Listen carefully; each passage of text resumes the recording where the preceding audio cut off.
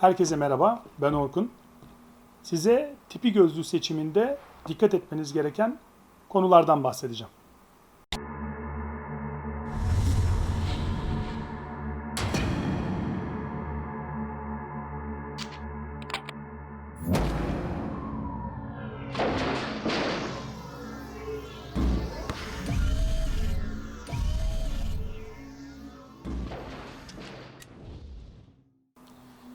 Tipi gözlüğü dedik. Tipi gözlüğü aslında dünyada goggle olarak geçiyor. Bunu çok duyuyorum, özellikle mağazaları dolaşırken. Google kelimesini çok fazla söyleyen var. Google biliyorsunuz hep böyle şöyle bir düzeltme yapıyorum. Google bir arama motoru. Bunun adı Goggle. Çift G ile, çift O ile değil. Peki Goggle kelimesi, kayak goggle'ı veya tipi gözlüğünün internasyonel adı. Goggle kelimesi nereden geliyor? Aslında çok enteresan bir hikayesi var. Goggle, Eskimo lisanında göz örtüsü demek, gözlük demek. Eskimolar biliyorsunuz tipi ortamında yaşıyorlar 12 ay. Çok soğuk ortamlarda. Yıllar önce, 100 yıl önce, 200 yıl önce o kadar tarihçesine hakim değilim. Soğuk ortamlarda tabii tipide iki tane şey var. Bir, kar yüzeyine bakamıyorsunuz. Gözleriniz yoruluyor inanılmaz şekilde. Bembeyaz her yer. İster kar yağışı olsun ister güneş olsun. İkincisi de kar yağışı olduğu zaman gözlerinize geliyor ve önünüzü göremiyorsunuz. Bunun üzerine Eskimoğullar ahşaptan yaptıkları, önünün pancur gibi olduğu aşağıya doğru kepenk şeklinde aradan dışarıyı görebildikleri bir gözlük yapıyorlar kendileri. Ve buna da goggle diyorlar. Şuradan Eskimo lisanından benzetebilirsiniz. Oradan gelen bir kelime daha söyleyeceğim. Igloo. Igloo biliyorsunuz Eskimoğulların buzdan yaptıkları evlere denir. Oradan da bir benzerliği vardır. Goggle kelimesinin tarihçesi bu. Goggle bu şekilde Eskimo lisanından geliyor ve hayatımıza giriyor. O yüzden de tipi gözlüğüne tüm dünyada goggle deniyor. Peki biz goggle seçerken kendimize nelere dikkat etmeliyiz? Her konuda olduğu gibi burada da müthiş bir seçenek var. Yani SPX mağazasına girdiğiniz zaman, özellikle SPX Mega'ya geldiğinizde, Büyükdere Caddesi'nin üzerinde karşınıza 300-400 tane farklı goggle çıkacak. Şunu diyebilirsiniz, ben hangisini alacağım ve hangi kriterlerde alacağım? Ben model ve tek tek hepsine girmeden size genel bazı bilgiler vermek istiyorum ki siz seçimlerinizi bu doğrultuda yapın, kendiniz karar verin. Bir kere her şeyde olduğu gibi Goggle'da aynı otomobilde olduğu gibi, kıyafette olduğu gibi çok farklı fiyat noktalarından başlıyor, çok farklı fiyat noktalarına gidiyor. Buradaki fiyat noktalarımız işte 50-60 TL'lerden başlayan 800-900 bin TL'lerde biten çok geniş bir banttan bahsediyoruz. Peki bu bantı belirleyen sadece ürünün tasarımı ve rengi mi?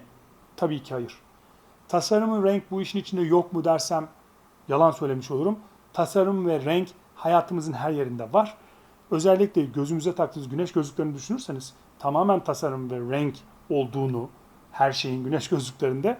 Burada da o var ama asıl belirleyici faktör değil.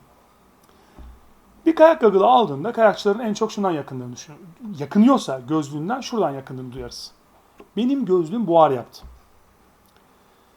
Artık bugün yeni teknolojide bu masada gördüğünüz veya bir kayak duvarında gördüğünüz Oakley, Sarice, Anon gibi dev markalara ait bütün gözlükler zaten antifog. Antifog ne demek? İşte anti buhar. Fakat bu iş nasıl çalışıyor? Onu şöyle anlatayım. Sarice yine İtalyan yapımı, İtalya'da üretilen, Como Gölü'nün kenarında üretilen çok önemli, hala İtalya'da yapılan, uzak doğuya gitmemiş sayılı gözlük markalarından bir tanesi. Anna Sarice'de, Sarice'nin 4. kuşağı, çok eski bir firma, 4. kuşağı ve hala hem goggle hem de bisiklet gözlüğü üretiyor. Anna Sarice kendi ağzından bir gün bana şöyle anlattı. Dedi ki, Orkun, ben ona şöyle dedim yıllar önce, 13-14 yıl önce. Bir fuarda karşılaştık. Dedim ki, Anna, devamlı insanlar diyorlar ki, benim gözlüğüm buhar yaptı. Bu da dedi ki, Orkun, bu işi sana şöyle anlatayım. Dünyada ne para verirsen ver, %100 antifog olan ve hep antifog kalacak. Yani hiçbir şekilde buhar yapmayacak bir gözlük yoktur. Bunu Nasıl böyle bir otomobil üretilemiyorsa, içine siz terli bindiniz kış gününde, arabanızın fiyatı ne olursa olsun, hangi marka olursun camlarınız buhar yapacaktır. Aynı şey işte dedi, burası için de geçerli. Biz ne yapıyoruz dedi, şöyle anlattı. Gözlüğün lensini antifog bir uygulamayla kaplıyoruz dedi. İçeriden ve dışarıdan. Ama genelde içeriden, bazen dışarıdan da yapıyorlar. Mesela bu gözlükte dışarıdan yok. Bakalım görelim.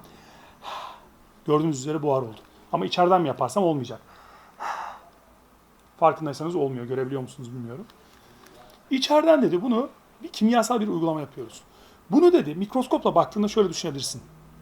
Su buharı çok küçük ve havanın içine dağılmış durumda. Burayı dedi lensini bir sünger gibi düşün. Bu sünger havadaki su buharını emiyor ve senin görmeni engelliyor. Ama bir yerden sonra eğer sen bu su buharını dışarıya kanalize edemiyorsan sünger emiyor ve süngerin de sünger düşünün. Mutfak süngeri, yer süngeri. Suyu emer bir yerden sonra artık üzerine döktüğünüz her damlayı dışarı verir. İşte dedi o noktada camın üzeri buhar oluyor. O yüzden dedi tabii ki dedi uygulamadan uygulamaya inanılmaz farklar var. Antifog uygulaması her markanın aynı değil. Çok pahalıya gerçek bir antifog, kaliteli bir antifog uygulaması ciddi maliyetleri var. Ama dedi senin piyasada gördüğün çok daha ucuza satılan işte bu gözlüğün fiyatı 300 liralar civarında. 50 liraya 60 liraya da gözlükler var. Mesela bu. Yine Salice'nin ama çok ucuz bir modeli. Orada dedi aynı antifog uygulaması yok. Kısacası dedi oradaki süngerimiz daha küçük bir sünger. Buradaki süngerimiz çok daha kalın ve etli bir sünger. Lensimiz daha büyük. Süngerimiz hem çap olarak daha büyük hem de kalınlığı daha fazla. Fakat dedi bunu da dedi alsan 800 liralık bir Oakley Goggle da alsan, Salice de alsan eğer hareket etmiyorsan, terliysen, dışarısı da soğuksa yani -5 derecelik bir ortamdayız. Vücudumuz bir de terlemişiz, kayak yapmışız veya koşmuşuz. Tipideyiz veya cross country kayak yapmışız. Kar yağışı var. Yüzümüzün ısısı 39 dereceler, 38 dereceler, 39 dereceler. Dışarısı -5. 42-43 derecelik bir farktan bahsediyoruz. İçeride buhar oluşmaya başlayacaktır. Eğer hareket edersek, arabayla giderken camlarınızı açıp içerideki havayı değiştirmek gibi ne olur? Buhar gider camın üzerindeki. Aynı şey. Hareket ederseniz tepeden, burayı da kapatmadıysanız herhangi bir şeyle, bereyle, ağzınızla da burayı maskeyle kapatmadıysanız, buradan giren hava alttan çıkacak, şuralardan deliklerden, içerideki buharı götürecek ve süngerinizin suyunu boşaltacaktır. Ta ki süngerin suyu tekrar dolana kadar. İşte antifog uygulaması böyle bir şey. O yüzden alacağınız lensin kalitesine çok dikkat etmeniz lazım.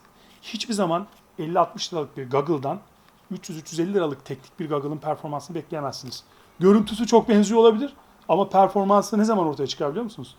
Piste gittiğiniz zaman veya her ne spor yapıyorsanız, hangi ortamda takıyorsanız o gün ortaya çıkar. Ve o günde ne yazık ki çok geç olur. Genelde o yüzden hep eğitimlerde söylüyorum bunu. Kayak merkezlerinde en çok satılan ürün kayak goggle'ıdır.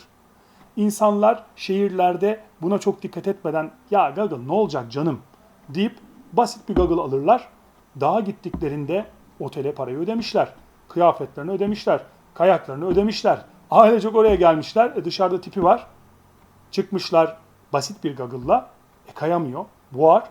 Hemen mağazaya gidiyor. Ya kardeşim bana şuradan ne olur iyi, teknik, buhar yapmayacak, rahat, konforlu kaymamı sağlayacak bir goggle ver diyor. Ve gidiyor orada gerçekten teknik güzel bir goggle oluyor. O yüzden de kayak merkezleri tüm dünyada, Türkiye'de dahil olmak üzere en çok satılan üründür kayak goggle. Şimdi antifog bölümünü 3 aşağı 5 yukarı anladık sanıyorum. Onu şöyle özetliyorum. Goggle'ınızın lensi ne kadar büyükse süngeriniz o kadar büyüyecek.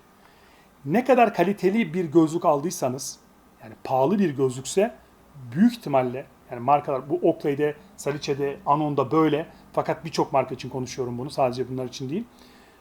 Süngerinizin sizin gözle göremediğiniz o görünmeyen süngerin kalınlığı da fazla olacağı için o kimyasal uygulamanın kaliteli bir uygulama olacağı için antifog yani buhar yapması çok daha zor olacak. O yüzden neye dikkat ediyoruz? Ucuz bir gözlük almıyoruz ve lensimizin oldukça büyük olması, hoşunuza gitse de gitmese de hani yüzünüze taktığınız zaman çok büyük duruyor diyebilirsiniz. Küçük, bu mavi çocuk gözlüğü ama bu çok daha küçük diye hoşuna gidenler var. Fonksiyonel değil. Büyük lenslere kaymaya çalışın mümkün olduğunca. Bunun dışında lenslerle ilgili söylemem gereken bir iki tane daha konu var. Kayak goggle'ları ile ilgili. Ben kendi adıma konuşuyorum ve profesyoneller için de geçerli bu. Hava şartları ne olursa olsun, güneşli havada bile kayak goggle'ıyla kayarım. Güneş gözlüğü takmam. Çok basit bir sebebi var. Kaskı taktığınızda şöyle takıp göstermeye çalışayım. Kafam darbelerden korunuyor. Fakat gözümde güneş gözlüğü varsa veya bir şey yoksa gözlerim, en hassas yerim, tamiri olmayan tek yerim, darbeye açık. Elimde batonlarım veya kayağım var veya snowboard yapıyorum. Yerde bir ağaç sapı olabilir, taşı olabilir, başka birinin kayağı olabilir, başka bir kayakçıyla çarpışabilirim. En çok korumam gereken, tamiri olmayan tek yerim gözlerim. Ne yapıyorum? Artık gözlerimi de koruyorum. Şu anda hem kafam korunuyor, hem gözlerim korunuyor, hatta burnum ve yüzüm de korunuyor. Çünkü şu anda gelebilecek bir darbe, bir baton, kayak, bir kaya parçası, yere düştüğüm zaman çarpacağım bir ağaç sapı. Şu anda yüzümü neredeyse komple koruyorum bu şekilde. Kafamı ve yüzümü. O yüzden yüksek süratle, hele ki yüksek süratle kayıyorsanız, ki ben öyle kayıyorum, öyle kaymayı seviyorum. Muhakkak hava şartı ne olursa olsun goggle takmanız gerekiyor. Peki, daha önce söylemiştim. Sırt çantasız kayağa iyi bir kayakçı, iyi bir snowboardçu sırt çantasız kayağa çıkmaz. İyi bir trail koşucusu sırt çantasız dışarıya çıkmaz. İçine suyunu koyar, bir tane Red Bull'unu koyar, bir parça çikolatasını koyar, yedek eldivenini koyar. Bunu ayrıca anlatacağız ayrı bir videoyla. Bir de ne koyar biliyor musunuz? Turuncu renkli tipi ortamında kullanacağı lensli goggle'ını koyar. Bir de dediğim gibi güneş gözlüğü takmadığı için güneşli havada da koyu renkli güneşli havalarda kullanacağı, çünkü yere bakamazsınız çıplak gözle, lensini koyar. 2 tane gözlüğü olur çantasında. Turuncu lens koyu havalar tipi için, koyu lens güneşli havalar için. Bir de şöyle çözümler var. Tek goggle, yanında kendi kutusunun içerisinde yedek lens. Bu da ayrı bir çözüm. Buna da gidebilirsiniz. Ama ben daha pratik olduğunu düşündüğüm için kılıfın içerisinde ikinci goggle'ımı her zaman çantamda taşıyorum. Aynı zamanda olur da gözlüğüm ıslanır, lensine bir şey olur veya bir darbe yerse, herhangi bir şekilde olabiliyor. Hemen o gözlüğümü çıkarıyorum, diğer gözlüğümü takıyorum. Çok kez hayatımı kurtarmıştır, keyif anlamında. Goggle'larla ilgili genel söyleyeceklerim bunlar. Ana dikkat etmeniz, ana kriterler bunlar. Bundan sonrası biraz daha artık lenslerin detaylarına, polarize lens gibi işte aynalı lens, güneşi yansıtan ana kriterleri anlatmak istedim videoyu çok uzatmamak adına. Son kapanış olarak söyleyeceğim, gözlükten kaçınmayın. Gözlük herhangi bir tipi ve dağ ortamında veya doğu ortamında sizi en keyifli veya en keyifsiz yapacak ürünlerin başında geliyor. Dinlediğiniz için teşekkür ederim. Bir sonraki videoda görüşmek üzere.